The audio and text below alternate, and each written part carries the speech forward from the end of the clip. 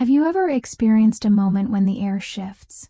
So subtly at first you almost miss it, yet unmistakably enough that something inside you knows life is about to turn a corner. A moment when someone you've known for what feels like forever suddenly reveals a piece of themselves you never expected to see. That happened to me, and even now, I can still recall the exact way he looked at me when it happened, like he had been carrying a truth far too heavy for one heart alone. But before I tell you everything, I want to know something from you. Where are you right now? Which city, town, or quiet corner of the world are you listening from as I begin this story? Because what I'm about to tell you isn't bound by place.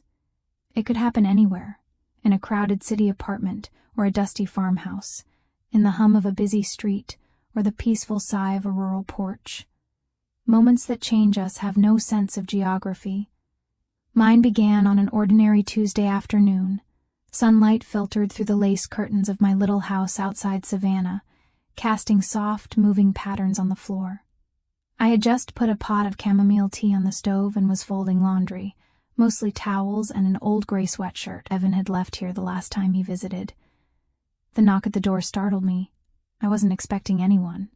My neighbor Judy always texted before stopping by, and the mailman was far too busy to knock. When I opened the door and saw Evan standing there, with that familiar shy grin and a small bouquet of daisies clutched somewhat awkwardly in his hand, my chest warmed immediately. "Miss Marin," he said, using the name he'd given me when he was a little boy, back when he used to spend whole weekends here with his mother, my best friend in the world. "I hope I'm not intruding. I was driving through and just felt like stopping by." I hadn't seen him in nearly 2 months. He's 29 now, tall and lean, with a quiet steadiness that reminds me so much of his mother that sometimes it catches me off guard. Though he's grown into a man with his own life, his own responsibilities, his own worries, he still carries a gentleness in his eyes, a softness rare in men his age. "You're never intruding," I said, taking the daisies and stepping aside so he could come in. "You know you're always welcome here." He walked into the living room and glanced around the way he always did, like he was taking inventory of something precious. His eyes landed on a framed photo of him from when he was about 6 years old, chubby-faced, missing a front tooth, sitting beside me on the porch steps. He chuckled. "I can't believe I was ever that tiny." "Oh, you were," I teased, "and you were a whirlwind back then. Nearly gave me a heart attack every time you climbed a tree." He laughed and settled into the armchair by the fireplace, the old leather one his mother used to claim whenever she visited. The way he sank into it made it clear he still felt safe here, still felt connected to the house, to the memories inside it. For the next hour, we talked the way people do when they genuinely enjoy each other's company, about his job in Charleston, his tiny apartment too close to the water, a woman he had been seeing who wanted more from him than he knew how to give. I listened, the way only someone who has known you your entire life can listen. Quietly, without judgment, with the kind of patience that understands more than it says. When the tea was ready, we moved out to the porch. The sky had begun turning gold, the heat melting into the soft hum of evening, crickets tuned up in the grass. A breeze played with the wind chimes. It was peaceful. The kind of evening you wish you could tuck away in your pocket. And then, everything shifted. Evan turned to me with a seriousness that didn't match the warm, easy calm around us. "Can I ask you something?" he said quietly. "Something personal?" I nodded, though something inside me tightened, sensing he was working up to something heavier. "Of course," I said softly. "You can ask me anything." His fingers toyed with the edge of his mug. He exhaled slowly. "Have you ever been lonely?" His voice trembled, not from fear but from truth. "I mean, deeply lonely. The kind that doesn't look like sadness but feels like a hollow that nobody sees." The question hit me like a soft bell, not loud, not sharp, but resonant in a way that reaches places you don't often touch. "Yes," I said after a moment. "My whole life, more times than I can count." He nodded, slowly, as if my answer gave him permission to breathe again. "I think that's why I came here today," he admitted. "I needed to be around someone who understands that quiet." I reached out, resting my hand gently over his. His fingers tightened slightly, warm and steady beneath mine. "I understand more than you know," I whispered. He looked down at our hands and didn't pull away. That was the moment the world shifted. Not in a dramatic way, no thunder, no gasp of wind, just subtly, quietly, but unmistakably, something unspoken passed between us. Deep, human, honest, not romantic, not forbidden. Just a recognition of two lonely souls finding a familiar warmth in each other's company. The kind of connection that doesn't need to be labeled to be real. When morning came, I woke to the soft smell of coffee drifting through the house. The scent of coffee brought back memories I hadn't realized I'd missed. The quiet mornings when his mother would stir the kitchen with music softly humming from the radio. When laughter floated in the air like steam from a freshly poured cup. I slipped on my robe and padded quietly down the hall, careful not to disturb the calm of the early day. Evan was at the stove, moving with a familiar ease, barefoot and casual, dressed in a plain white t-shirt and loose pajama pants. When he noticed me, a soft smile curved his lips. "Morning, Miss Marin," he said. "I hope you don't mind. I remembered how you like your coffee. Just a touch of cream, a little sweetness." A warmth spread through me, the kind that settles somewhere deep inside, the kind that lingers long after the moment is over. It wasn't romantic. It was something older, steadier, comforting in a way that felt like home. "Thank you," I murmured, taking the mug he handed me. "It smells wonderful." We sat at the small wooden table in the kitchen, the same table that had seen decades of meals, quiet talks, and long afternoons of reflection.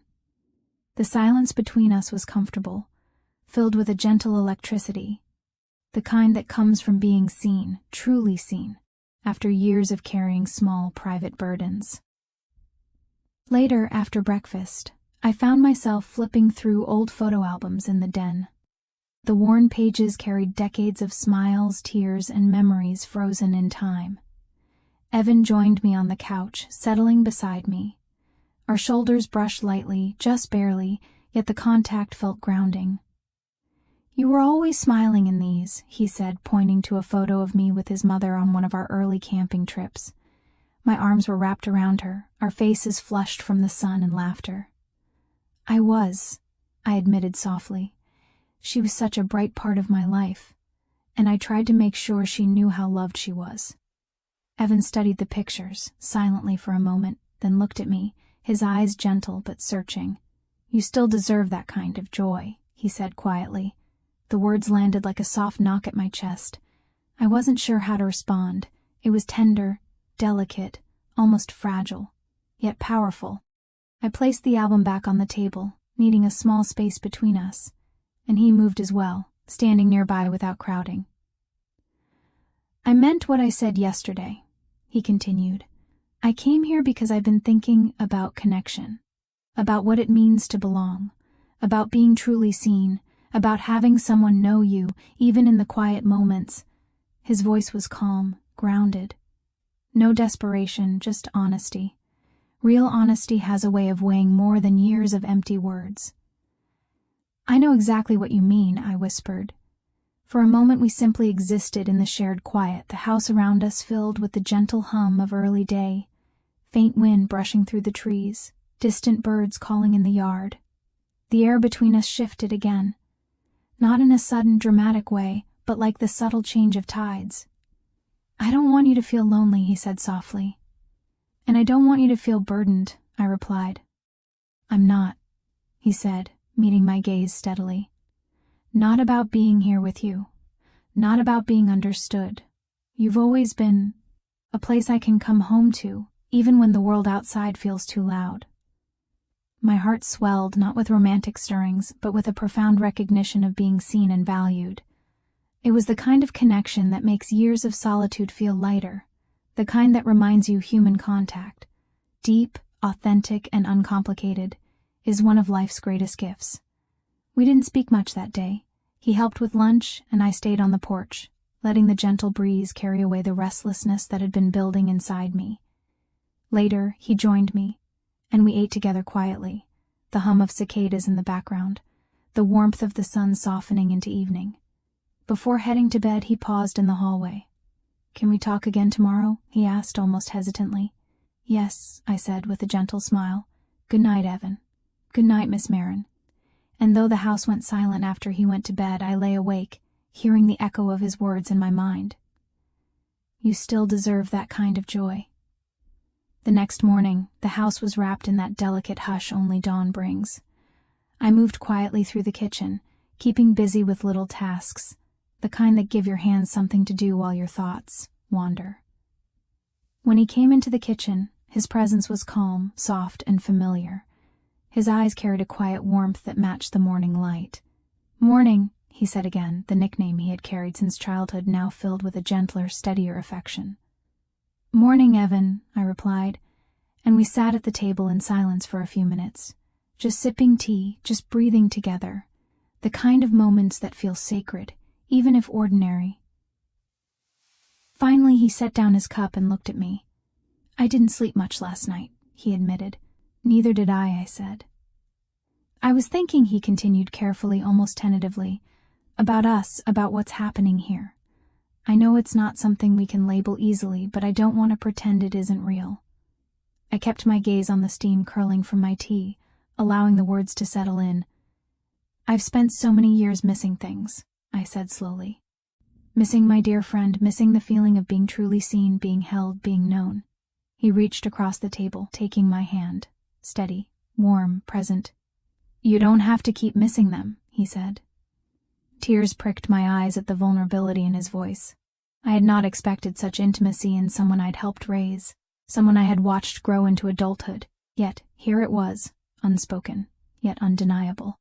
"I didn't think I'd ever feel this close to anyone again," I whispered. "You are not alone anymore," he said, gently squeezing my hand.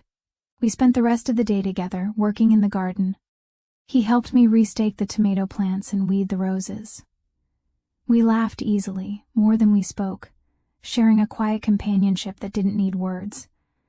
That night, after dinner, I stepped onto the porch, the silver moon casting a gentle glow across the yard. Evan appeared quietly beside me. "Can I ask you something?" he said. "Of course," I replied. "If things were different, if I weren't your childhood friend's son, would you feel the same way you do now?" I paused, the question heavy, not because I didn't know, but because the weight of truth requires courage. "Yes," I said softly. "I would feel exactly the same." He looked at me with an open, searching expression. "I don't think it's wrong to care deeply for someone who cares deeply for you," he said, "even if the world wouldn't understand it." I nodded. The world doesn't need to understand every quiet connection, I thought. Sometimes love, or rather deep, unspoken bond, simply finds a way to exist. We sat in silence, shoulders brushing, hearts quietly aligned, sharing something real and tender in a world that often overlooks such simplicity. We lingered on the porch swing as the night deepened. The breeze carried the scent of honeysuckle and damp earth, wrapping around us like a gentle reminder that life moves slowly when it chooses to. Evan's arm rested lightly on the back of the swing, close enough to feel warmth without crowding, a gesture of comfort and connection. "I don't know what tomorrow will bring," I said quietly, watching the moonlight ripple across the grass. "Neither do I," he admitted, "but I do know this. Being here right now feels right. It feels like this moment was waiting for us all along." The honesty in his words, the calm certainty, sent a strange, beautiful ripple through me. There was no rush, no expectation, just presence, just understanding. We spent the next morning in slow, deliberate rhythm. Breakfast was quiet, but laughter and small jokes began to fill the space around us. He helped me tend to the garden, his hands careful as he retied vines and straightened stakes. Each gesture, simple and everyday, carried a depth of attention that made the world outside seem to pause. Later, we drove along the winding country road that led to the small lake where I used to take him when he was a boy. He packed a small picnic, fresh grapes, cheese, and chilled tea. The drive was mostly silent, but every glance in my direction carried meaning. Curiosity, recognition, and a quiet joy in simply being together. We reached the lake just as the sun began to dip, painting the water with streaks of gold and rose. The air was still, save for the occasional call of a distant bird. We sat together on a wooden bench, letting the silence stretch comfortably. I used to think love had rules, he said finally, tossing a small pebble into the water. It skipped twice before sinking, sending ripples across the surface. Rules? I asked, turning my head slightly to look at him. Yes, he said, rules about who it happens, between, what age, how it's supposed to feel. But lately I've realized love or closeness doesn't follow rules. It doesn't care about labels, about expectations. It just exists. His words echoed in me, resonating with everything I'd felt these past days. I'm not saying this to confuse you, he continued, but being with you doesn't feel like looking at someone I should know in a certain way. It feels like being seen, like someone finally understands me. My heart tightened at the quiet honesty in his tone. I wanted to brush it off, to rationalize it, to call it fleeting. But I couldn't. Somewhere deep inside I had felt the same thing. You've grown into a remarkable person, I said softly, and I've known you for so long I've seen the essence of who you are, not just what the world expects you to be. That matters. Years of shared history, care, and attention had created a bond that needed no label. You don't have to carry those feelings alone anymore, he said, taking my hand again. I felt a warmth in my chest, a recognition that connection, genuine human connection, was one of the most profound forms of love.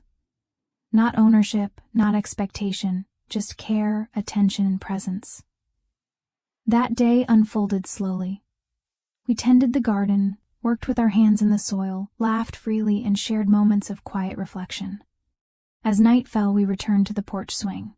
Evan gently wrapped an arm around my shoulders. My head rested against him, and the world outside faded away. The air shifted again, not dramatically, but like the tide turning imperceptibly. The connection between us was real, imperfect, and entirely ours. I didn't know what tomorrow would bring. I didn't know how anyone else would understand it, or if it mattered. But I did know that sometimes love, or deep, abiding connection, doesn't it knock politely? Sometimes it waits in quiet corners of life, in old homes, in photo albums, in small shared tasks, until two souls recognize each other again. Sometimes it arrives at your door with daisies in hand and a presence that reminds you of everything you had forgotten. And once it arrives, you cannot unfeel it. It stays with you, reshaping your understanding of what it means to belong, to be seen, and to care. And sometimes that is enough.